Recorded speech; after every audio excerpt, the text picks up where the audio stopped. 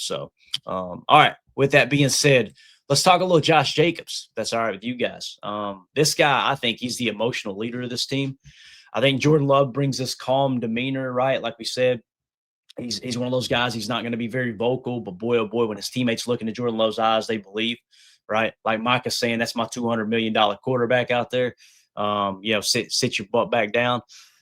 Josh Jacobs is that dude that's going to bring the raw emotion, right? And you heard him in the press conference, right? You heard him and what he said there, or not the press conference, but the locker room speech from Matt LaFleur, him getting emotional. You can hear his voice cracking like Jim was talking about in the chat. Here he was in the locker room after the game. Dominique Yates tweeted this out. It's just a video of Josh Jacobs talking about the sickness and the calf strain as well. Here we go. Here's number 8. I did on Friday, which is always, a hard thing to do. But I was trying to tell them, the last time I did something like this, I had the best game of my career, 304 yards against Seattle. The last time I did, sprain the calf on Friday. And I was just trying to tell them, man, like, trust me, I'm going to be honest about how I feel and what I can do. But don't ever doubt me and don't ever, limit me in a sense. Just trust me and let me be who I am. So our boy, he just wanted to be out there, dude. Again, here's what the tweet said. Don't ever doubt me. Don't ever limit me. Last week it was the flu. This week it was a strained calf. Still, Packers running back Josh Jacobs said there was no question that he was playing against the Cardinals today. He was not going to be denied. So, again, shout out to Dominique Yates over on X for posting that. And, again, when you start to look at the stat line, guys, Eli Berkovitz put this out. Shout out to him, man, one of my favorite follows on X.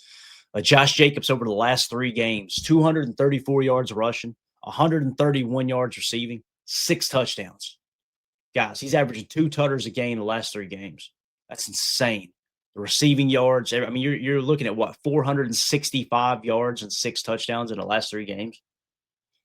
Josh Jacobs is on one, man. He's a different type of animal. And then if we were to take it a step further, right? Give a shout out to Packers Realm over on X for tweeting this out. That's at Packers Realm, another very underrated Twitter follow, X follow, whatever you want to call it. Josh Jacobs as a Packer. So Josh Jacobs has now played 23 games as a Green Bay Packer. He's got 23 touchdowns. He's averaging a touchdown a game. Josh Jacobs is the leader of this team, the emotional leader of this team, man. And it's so exciting to see him, such a good dude, have the team rally behind him the way they have and just continue to do great things, man. So just wanted to give a little bit of love to Josh Jacobs. He is he's the unsung hero here lately. And sometimes the running game don't get going and it's easy to overlook him. Look at what he's done in the receiving game, guys. Those are crazy numbers we just talked about. Absolutely insane. So, all right, let's move it along. Here we go. This is perfect timing here. I think you're in the studio with me, aren't you, Sickish? Sickish says, six-ish. I think I got that right. Without the clutch field goal by Haversick, the Cardinals could have won with a field goal at the end instead of having to score a touchdown. It's so true. So true. So what's he talking about? I imagine he's talking about the new franchise record 61-yard field goal. You know what? Let's play the audio, and then we'll get back to it. Let's give you a little Stephen A. Smith screenshot here, all right? So for those who were worried about Rich Bisaccia in the kicking game, right? Oh, boy, you guys know we're ready to fire Bisaccia and the whole 9 yards. Brandon McManus hurts his quad, misses 2 games, and you just go get this kicker off the street. Shout out to Brian Gutekunst, by the way. You go and get Haversick. And what I tweeted out here was the substitute teacher now has the Green Bay Packers franchise record, a 61-yard field goal. You can't make this stuff up. So, again, the score was 13-3 at the moment, right? This 61-yarder, and listen, you got to give props to Jordan Love getting them down there, too. I think he hit Romeo Dobbs, I believe it was, across the middle of the field, get you in field goal range. I'm going to be real. I didn't think there was a snowball's chance in hell of Haversick hitting the 61-yard field goal. Boy, he kicked it to the freaking moon. Here's the audio courtesy of Fox NFL. Lucas Haversick from 61, and the kick is good. Unbelievable. One more time. Listen to it one more time. Lucas Haversick from 61, and the kick is good. Unbelievable, man. Unbelievable. So, again, you being able to get those 3 points right before halftime, right? Like Sixer says here, without that clutch field goal by Haversick, the Cardinals could have won with the field goal at the end instead of having to score a touchdown. These are the little things that matter. And that happened in the middle eight. That's the reason the middle eight was technically 7-3 Arizona, because you were able to get those 3 points, right? So, again, if you include it to the 9-minute mark, you ended up winning the middle eight, and it's mainly because of that field goal, right? You would have won the middle eight 10-7, and you won a turnover differential 1-0. So again, when we do chalk talk, this is the order. This is the whole backbone of chalk talk. This is what I try to do, guys. I try to find the plays where it's like, yeah, that was a flashy play. Yeah, that was a lot of fun. Okay, that was a cool moment. But what plays actually decided the game? It's easy to look up and go, Micah Parsons 3 sacks. That's the reason we won the game, right? Really, what it comes down to for me are plays like this. The 61-yard. I want to give a shout out to Jacob Morley, who I believe was on the sidelines in Arizona. He took this shot. What an epic shot. Obviously, he's got a Tag Packer report. I think that's who he works with. Jacob Morley is an awesome follow on X as well. He said, anyway, here's a Lucas Haversick bombing a 61-yarder. So there is the shot of him hitting that. So that play there, a 61-yard field goal as time expires in the first half. Crucial play, and the pass play leading up to get you in range there. That could have been the difference in the ballgame, right? You get the Rashawn Gary strip sack in the middle eight, which is the only turnover of the game. That was huge. And then you get the 4th and 2 play where you decide to go for it, and Jordan Love hits Tucker Kraft for the 15-yard out route. Those, in my opinion, forget Micah Parsons' 3 sacks. Those 3 plays right there, if they don't happen, you don't win that game. If one of those 3 plays does not happen in that game, you do not win that game. So that's the whole purpose of Chalk Talk, is to try to – we're going to hit all 3 sacks. It's going to be fun watching Micah Parsons kick the Cardinals' ass, right? But you really want to key in on those plays where it's like, wow, these are the 3 plays that truly made the difference. And again, Haversick, I know this. He's going to have a practice on a spot on the practice squad when Brandon McManus comes back. He better. And don't be surprised if another team picks him up. Also, I personally would not rule out holding an active spot on the roster for him, meaning keep him on the 53 because you get a little game day activation, deactivation that you can work around stuff. If another team goes out and snatches him off the practice squad and Brandon McManus's injury resurfaces later in the year, that would suck not to have him. But Haversick is a damn dog. So again, we wanted to criticize Bisaccia for them signing Anders Carlson because he knew Daniel Carlson and this and that, right? Like he worked with Daniel Carlson in the past. That's Anders' brother. We better be giving credit to Bisaccia for approving this kicker signing, right? If you're going to criticize for the signing of Anders Carlson, then you better give credit when you find Haversick. And the other thing too, if you're going to criticize Bisaccia for kicks getting blocked, you better give him praise when that seems to be fixed and they're putting 2 defensive linemen out there protecting now. Shout out to Emilio, who noticed that last game. I don't know if they did this game, but they did last game. And then you coach up this young, inexperienced Haversick to go out and be perfect the last 2 weeks, right? So all I'm saying is, again, just like LaFleur, Bisaccia is not perfect, but you got to give credit where credit's due, man. You do. You can't say their butts on the line and it's all their fault when something goes wrong, and then not give them credit when things go right. Just want to mention that. Mike Witt with the super chat. Thank you, Mike. He says, and they actually called a couple holding calls on people blocking Micah. Crazy. Now I can't wait to see Micah do the same to our former quarterback. Man, that's going to be a fun game, guys. We got Packers Steelers this week. Jordan versus Aaron, right? Matt LaFleur versus Mike Tomlin, which, by the way, Matt LaFleur winning percentage way higher than Mike Tomlin's. That's pretty cool, right? People look at Mike Tomlin like he's, wow, this legendary coach, right? Matt LaFleur is smoking his ass in winning percentage. Now, he just got to get the ring like we talked about for sure. So, yeah, it's going to be fun, man. It's going to be fun seeing them go up against Aaron. You guys know I'm an Aaron Rodgers fan. I've been rooting for Aaron Rodgers in Pittsburgh. Pittsburgh was my brother's favorite team. You guys, if you watch this show for some time, I grew up a Steelers fan in the 90s. I didn't really have a favorite pro team, so I just rooted for my big brother's team. And my brother passed away 2 years ago, unfortunately. So I'm kind of always keeping my eye on the Steelers. Now, if it ever comes down to a head-to-head matchup like this week coming up, I hope the Packers beat the snot out of them. I always tell the story of when the Packers faced the Steelers in the Super Bowl. My brother gave me a call that morning. I'll never forget it. We chatted like we normally did on Sundays. Miss those conversations, man. Guys, don't take a second for granted. with family members, brothers, sisters, close friends, because it can be over like that. And what I would do to hear his voice again, man. I've got voicemails saved that I play all the time when I get to missing him. But he called me that Super Bowl Sunday and said, "Hey, man, I just want you to know I'm a Packer fan today, man. I hope they go get that ring. I hope Aaron Rodgers gets him a ring today." That's what he said. So now come Sunday, I love me some Aaron Rodgers.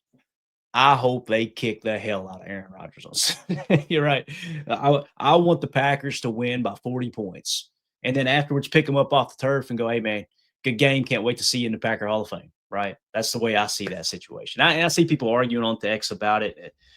I don't, guys.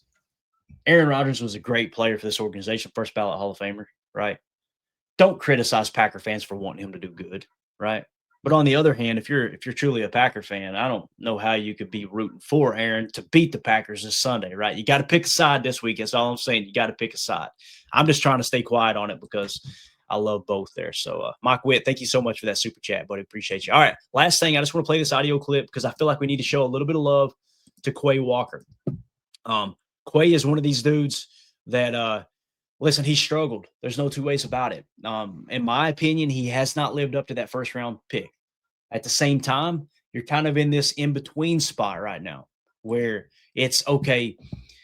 Is he worth signing to an extension? The answer is yes. How much? That's where the water gets a little muddy. So if he's wanting top linebacker money, I want to be very clear. I don't think Quay Walker is worth top linebacker money. However, that being said, he's been playing a lot better football this year. I felt like he had a hell of a game yesterday. Now, tonight on PTA, 6 p.m. Central Time tonight, we're going to be breaking down the PFF grades. I'm excited to see how they had him graded, and I'm excited to jump into the All-22 and see what the All-22 end zone cam shows in his play. But boy, oh boy, he showed up. What do you have? 1.5 sacks. He showed up in the stat column yesterday. So let's hit one of those sacks real quick. You know what? Let's give a little shook up Ben Johnson here for this grab. So Quay Walker said, "Hell with it. Gonna hold. I'm taking you with me." So I can't wait. I'm gonna show this on Chalk Talk this week because I want you guys to see him being held, no flag be thrown, and he literally sacks the quarterback through the running back who's trying to block him when they bring him on this blitz. All right, here we go. Here's Quay Walker, one of his 1.5 sacks. Second down and 15. Brissett in trouble, and he is sacked. Parsons once again along with Quay Walker. And that takes. All right, so there you go. Again, if you watch the clip, Quay Walker just dog walks the running back right into the quarterback, wraps his arms around the running back, grabs the quarterback, and takes them both to the ground. It was absolutely awesome. So Quay is playing much better football, right? I truly believe that. I think Quay is on pace to have his best season yet. The question is he worth the extra money, right? Is he worth paying top 3 linebacker money? You guys let me know in the comments as the show, we're getting ready to wrap up, but I want to hear in the comments what you guys think. Is Quay Walker worth top 3 linebacker money, or is it just one of those things you want to pay him, you want to pay him kind of the market value, what he's worth, essentially, right? The problem is, what stat do you go off of for a stack backer? What's the comp? How do you determine the comp, the compensation comparison for somebody like Quay Walker? Because you look at the tackles, he's got a ton of tackles, but we all know the tackle stat can be very, very, very misleading, right? But at the same time, if you didn't have Quay Walker on this defense and it was Isaiah McDuffie, who, by the way, is playing great football. Don't get me wrong. Isaiah McDuffie as a Sam backer in our base 4-3 is playing as good as anybody in the league. He really is. But when he's asked to cover down the seam in our nickel 4-2-5 or blitz the way that we like to blitz Quay, I think we would all agree he's not as good as Quay in that regard, right? So it's just tough. It's one of those in-betweener situations for sure. So I'm excited to see if Quay ends up signing with the Packers, because again, I think with Quay Walker, I want him on the team, but for the right price, And the reality is, let me put it this way: if you decide to sign Quay Walker to top 3 money and he's playing like, let's say, a top 15 linebacker, then you overpaid for him, right? You overpaid for good. You didn't overpay for great, essentially. Now, what if you decide to move on? You go, well, that's a big hole you got to fill. I completely agree. And let's assume Hopper and McDuffie isn't the answer. What if you go find another Edgerrin Cooper in the draft, right? And again, I'm not saying you should do this. I'm just kind of spitballing. I'm kind of walking it through live here on the show. Could you go get Jahad Campbell in the draft? Stud for Philadelphia. Last I checked, he was graded out in the 80s, right? Just a stud. So if you settle for signing Quay Walker and overpaying for him, right, and you pass up on drafting the next stud that you could potentially find in the first or second round as your stack backer, that's a net loss. Plus, you're eating up a lot of cap. Now, if you decide to sign Quay at a reasonable cap number, right, you're coming out way better. So that's kind of where I'm at. And it's not that easy because Quay's looking at the market going, you know what? I could accept this contract and it's good money, but I know I'm going to get more on the open market. I can understand him wanting to get more money, but I can also understand Goody and Russ Ball going, it's just not worth that much. Because again, you got Micah Parsons' huge contract. You got a lot of stuff, a lot of decisions to be made here in the future. You got to decide on Elton Jenkins if you're going to bring him back next year or not. And I think the second half of the season will determine how valuable he truly is because you may be looking to replace him here real soon. So there's just a lot of things that come into play. And listen, week 7 in the NFL season is not the time to have those conversations, although it does get sprinkled in from time to time here on PTA because this stuff matters. It does, man. It truly does matter. I see everybody following in the chat now, and they're like, man, I'm late. I didn't know you were live. I'm so sorry, y'all. I didn't want to commit to it last night because you can hear my voice. It was a rough night. I was up all night hacking and everything, and I rolled over and it was 7:30 this morning. I was like, you know what? Let's get a cup of coffee and get in there and talk some Victory Monday. So I apologize for not letting everybody know in advance, but I had the stream created, but I didn't promote it because I didn't want to mislead you guys. But we'll definitely be live again tonight, 6 p.m. Central. We're going to break out the PFF grades and have a good time there. So with that being said, as the voice cracks again, I'm going to go ahead and get out of here, guys. I want to thank Mike Witt for the super chats. Thank you so much, buddy, for all that. Appreciate you. Also want to give a shout out to our Patreon group, patreon.com/Packer Fan Total Access. It's the best way to support what we do here at PTA. $3 gets you access to everything at the side. If you want to support the channel, we created that years ago, about 2 or 3 years ago, and it was just sitting there. And it was just a way for, all right, you can sign up for the Patreon. There was no extra content on there. It was just a way you could help the show. And then over time, the group started to grow. And I'm like, I feel kind of bad. Let me give some extra content. So that's where you can find the game plan every week. That's where you can find all of the chats where you can connect with other listeners on the show outside of the YouTube chat, right? Like I've had people ask me in the past, why don't you create a Discord or why don't you create another chat? That way, when the show's not live, we can all stay connected. That's what Patreon's for now. So you've got all the chats in there.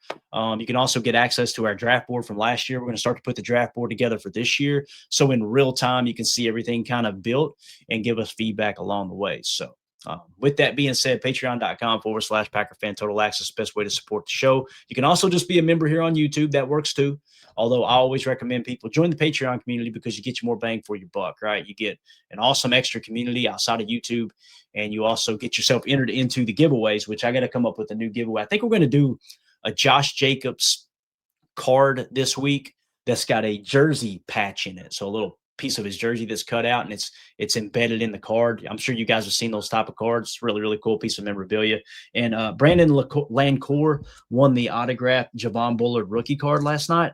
If you're wondering what that is, anybody who's a member on Patreon, we put everybody's name on the wheel and we spin that sucker as long as you're just $3 tier or higher. And it's just a way for us to give back to those who are supporting the channel. So make sure you check it out. Patreon.com/Packer Fan Total Access. I'm done talking.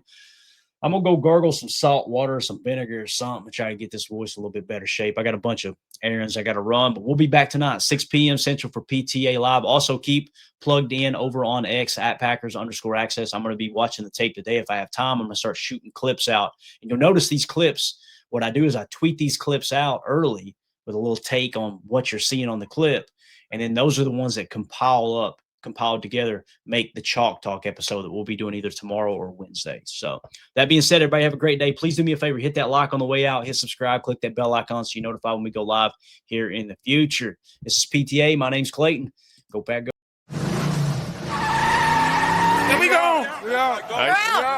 Bye, guys.